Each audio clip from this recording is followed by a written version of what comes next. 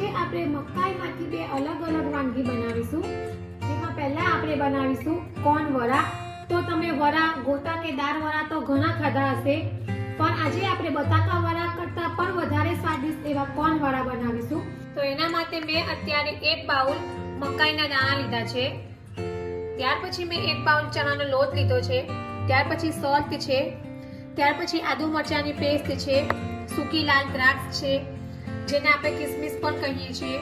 ત્યાર પછી વરિયાળી છે, સફેદ તલ છે, હળદર પાવડર છે અને સૂકું કોપરાનું છીણ છે. તો ચાલો આપણે રેસીપીની શરૂઆત કરીએ. તો સૌથી પહેલા આપણે આ જે મકાઈ છે તેને ક્રશ કરવાની છે. તો એને આપણે આ રીતે મિક્સર જારમાં એડ કરીશું. અને જો તમારી પાસે આદુ મરચાંની પેસ્ટ ન હોય તો તમારે આ જ સમયે મકાઈમાં 1 નંગ લીલું મરચું નાખી દેવાનું અને નાનો આદુનો ટુકડો નાખી દેવાનો. હવે આપણે મકાઈને ક્રશ કરી લઈશું. તો આ રીતે આપણે મકાઈને દરદરી જ ક્રશ કરવાની છે, એકદમ ઝીણી નથી ક્રશ કરવાની. ત્યાર પછી હવે આપણે આગળની પ્રોસેસ કરીશું. હવે આપણે કોર્ન વડા માટેનું અંદરનું જે સ્ટફિંગ આવે છે તે બનાવીશું. તેના માટે મેં ગેસ ઉપર એક કઢાઈ લીધી છે. ત્યાર પછી આપણે તેમાં 2 થી 3 ચમચી ઓઇલ એડ કરીશું.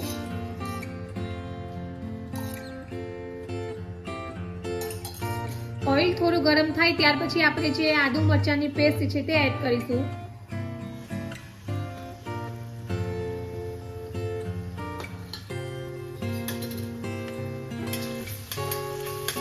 અને આ પેસ્ટને આપણે 1 મિનિટ જેવું થોડું બરાબર સાંતળી લઈશું.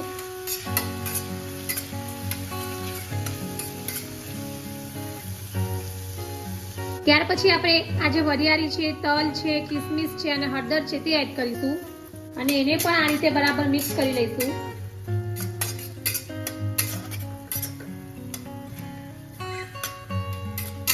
અને તલ અને વરિયાળીને પણ આપણે 1 મિનિટ સુધી સાંતળી લઈશું.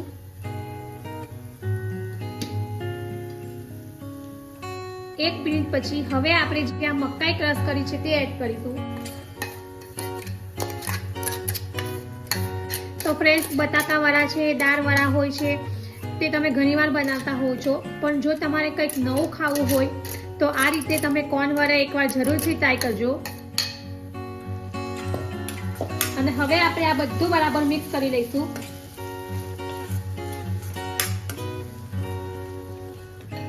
અને હવે આપણે લગભગ 2 થી 3 મિનિટ માટે મકાઈને બરાબર કૂક કરી લઈશું.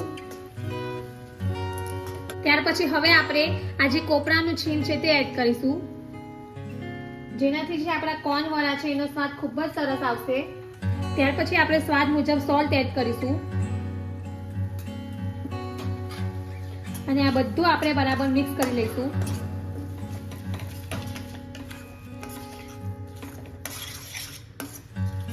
તો અત્યારે આપણે જે મકાઈ ક્રશ કરીને લીધી છે તે કાચી લીધી છે. તો આ રીતે આપણે થોડી એને શેકાવા દઈશું.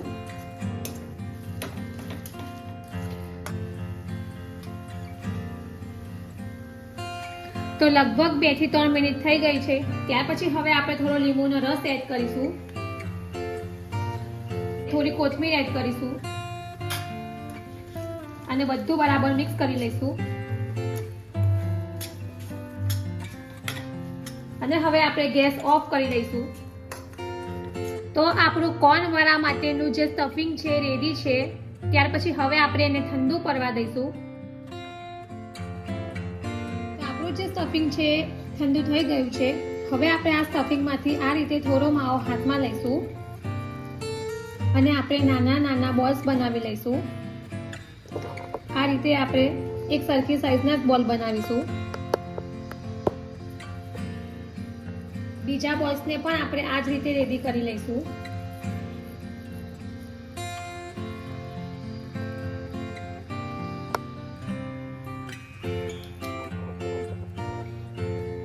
તો આપણે આ રીતે એક સરખી સાઈઝના બોલ્સ રેડી કરી લીધા છે. ત્યાર પછી હવે આપણે આગળ વડા માટેનું બેટર બનાવીશું. માટે મેં 1 બાઉલ લીધું છે, જેમાં આપણે આજે 1 બાઉલ ચણાનો લોટ છે તે એડ કરીશું. ત્યાર પછી આપણે તેમાં 1 ચમચી ચોખાનો લોટ એડ કરીશું, જેથી આપણા વડા છે તે એકદમ સરસ બનશે. ત્યાર પછી હવે આપણે સ્વાદ મુજબ સોલ્ટ એડ કરીશું.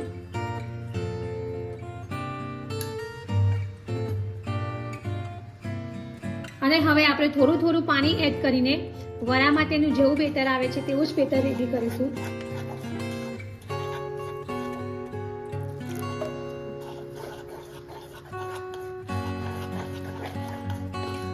હવે આપણે ચપટી ખાવાનો સોદા એડ કરીશું અને આ રીતે આપણે બેટરને એકવાર બરાબર મિક્સ કરી લઈશું. તો આપણું કોર્ન વરા માટેનું જે ચણાના લોટનું બેટર છે તે રેડી છે. હવે આપણે જે આ વરા બનાવ્યા છે તેને આ રીતે ચણાના લોટમાં ડીપ કરીશું અને ઓઇલમાં ફ્રાય કરી લઈશું.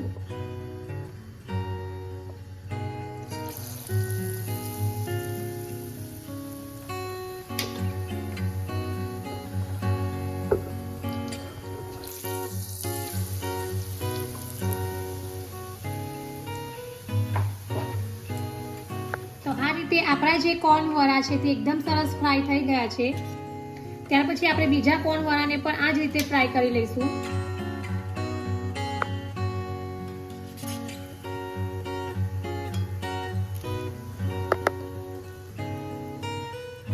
તો રેડી છે ગરમા ગરમ કોર્ન વરા. તો અંદરથી એકદમ બટેટા વરા જેવા જ લાગી રહ્યા છે પણ સ્વાદમાં એકદમ અલગ છે. તો જો તમે પણ બટેટા વરા ખાઈને કંટાળી ગયા હોય તો એકવાર આ કોર્ન વરાની રેસીપી જરૂરથી ટ્રાય કરજો અને કમેન્ટ બોક્સમાં મને જણાવજો કે તમને મારી આ રેસીપી કેવી લાગી છે. હવે આગળ આપણે મકાઈની બીજી રેસીપી બનાવીશું, મકાઈના ખાટા ઢોકળા. ઢોકળા એ ગુજરાતનું ટ્રેડિશનલ ફરસાણ છે અને ઢોકળા બનાવવા માટે આપણે એને દાળ ચોખાને પલળવા પડતા હોય છે, એને આથો લાવવાનો હોય છે.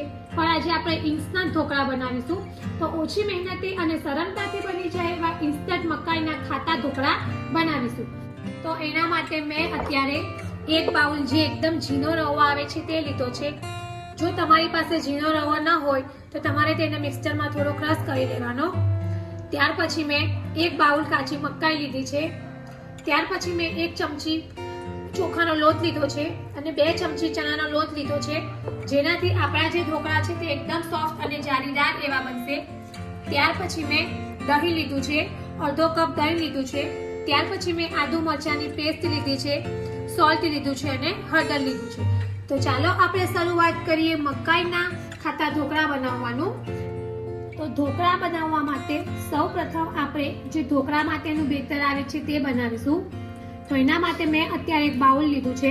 ત્યાર પછી આપણે તેમાં એક બાઉલ ઝીણો રવો એડ કરીશું. ત્યાર પછી આપણે તેમાં 1 ચમચી ચોખાનો લોટ છે અને 2 ચમચી ચણાનો લોટ છે તે એડ કરીશું. ત્યાર પછી અહીંયા મેં અડધો કપ ખાટું દહીં લીધું છે એ આપણે એડ કરીશું.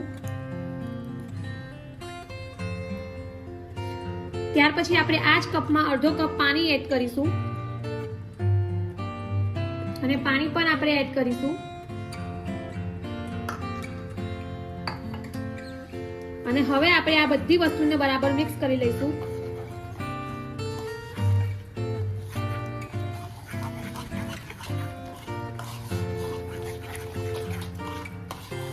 તો અત્યારે આપણે અડધો કપ જ પાણી એડ કરવાનું છે, વધારે પાણી નથી એડ કરવાનું. અને આ રીતે આપણે 1 મિનિટ સુધી સતત હલાવ્યા કરશું.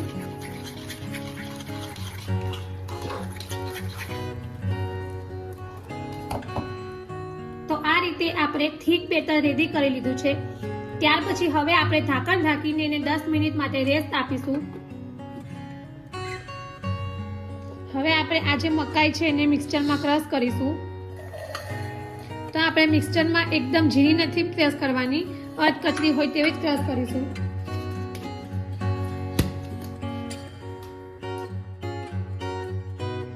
તો આપણી જે મકાઈ છે તે આ ટાઈપની ક્રશ થઈ ગઈ છે. તો હવે 10 મિનિટ થઈ ગઈ છે અને આપણો જે રવો છે તે પણ એકદમ સરસ ફૂલી ગયો છે. અને હવે આપણે થોડું પાણી એડ કરીશું.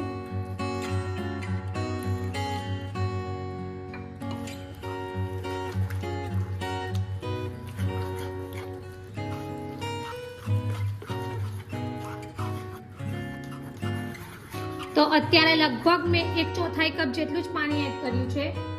ત્યાર પછી હવે આપણે જે આ મકાઈ ક્રશ કરી છે તે એડ કરીશું.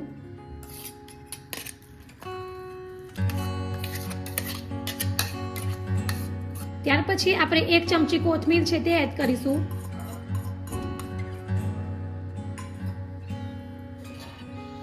ત્યાર પછી હવે આપણે હળદર છે, મીઠું છે અને આદુ મરચાંની પેસ્ટ છે તે એડ કરીશું.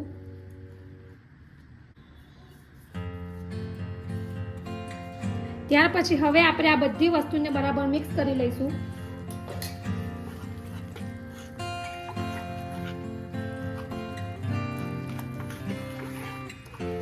તો અત્યારે હવે આપણને પાણીની બિલકુલ જરૂર નથી, તો આપણે હવે પાણી એડ નથી કરવાનું.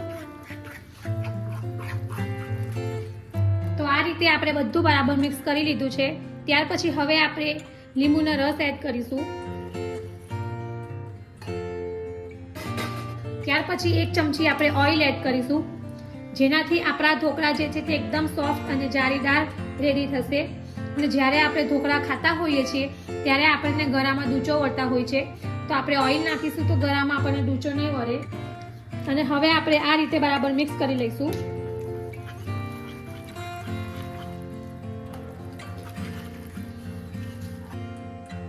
તો હવે આપણે આ ઢોકળાના બેટરમાં 1 ચમચી ઈનો એડ કરીશું. ત્યાર પછી આપણે થોડું પાણી એડ કરીશું અને આ રીતે બરાબર મિક્સ કરી લઈશું.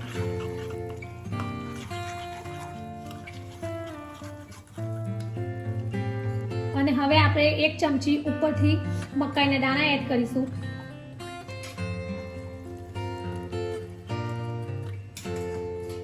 ત્યાર પછી અહીંયા મેં ઢોકળાની પ્લેટ લીધી છે, જેને મેં ઓઇલથી ગ્રીસ કરી લીધી છે. ત્યાર પછી આ જે ઢોકળાનું બેટર છે તે આપણે એડ કરીશું.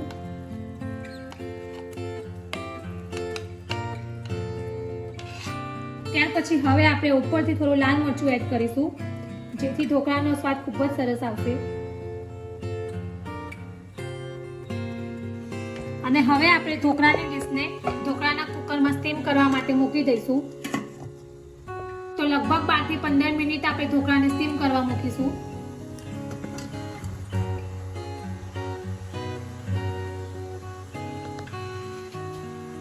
તો લગભગ 12 થી 15 મિનિટ થઈ ગઈ છે અને આપણા ઢોકળા પણ એકદમ સરસ સ્ટીમ થઈ ગયા છે. તો હવે આપણે આ સમયે ગેસની ફ્લેમ બંધ કરી દઈશું અને ઢોકળાની પ્લેટને આપણે બહાર કાઢી લઈશું. હવે આપણે ઉપરથી થોડું ઓઇલ એડ કરીશું.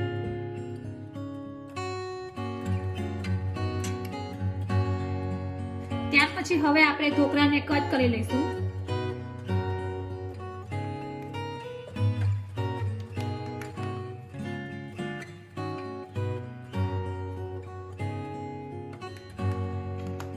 તો આપણે ઢોકળાને આ રીતે કટ કરી લીધા છે.